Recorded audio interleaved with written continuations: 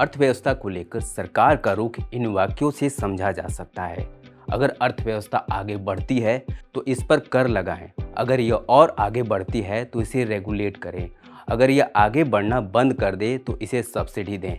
यह कहना है रोनाल्ड रीगन का, जो अमेरिका के 40वें राष्ट्रपति थे। रीगन ने ही अमेरिकी अर्थव्यवस्था को बेहतर बनाने के लिए रीगन इकोनॉमिक पॉलिसी लेकर आए थे। दरअसल किसी भी देश की सरकार का काम यही होता है कि वो पैसे को सही तरीके से मैनेज करे ताकि देश की अर्थव्यवस्था आगे बढ़े। लेकिन जब बात पैसे की आती है तो एक सवाल जरूर आता है, आखिर सरकारी खजाने में पैसा आता कहाँ से है और फिर इसे खर्च कहाँ कहाँ किया जाता है। सरकारी खजाना सरकार में बैठे मंत्री और अधिकारियों का नहीं होता। यह पैसा देश की जनता का होता है जो टैक्स के रूप में दिया जाता है। टैक्स भी कई तरह के होते हैं। अगर आप कुछ खरीद रहे हैं तो जीएसटी के रूप में टैक्स दे रहे हैं, जिसे इनडायरेक्ट टैक्स कहा जाता है।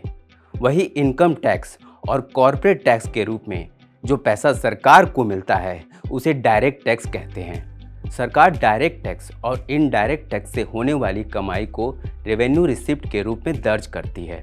अब सवाल यह है कि क्या देश की अर्थव्यवस्था सिर्फ हमारे दिए हुए टैक्स से ही चलती है?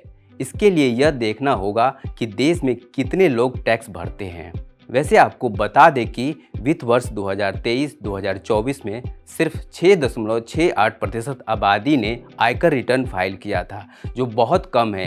हालांकि टैक्स भरने के लिए टैक्सेबल इनकम का होना भी बहुत ज़रूरी है। जब सरकार के खर्चे बढ़ जाते हैं तो टैक्स के अलावा डिसइन्वेस्टमेंट का सहारा लिया जाता है। इसे ऐसे समझिए, सरकार अपने कुछ एसेट या कंपनियों को पूरी तरह या उसके कुछ हिस्से को बेचती है, जिससे उसे रेवेन्यू मिलता है।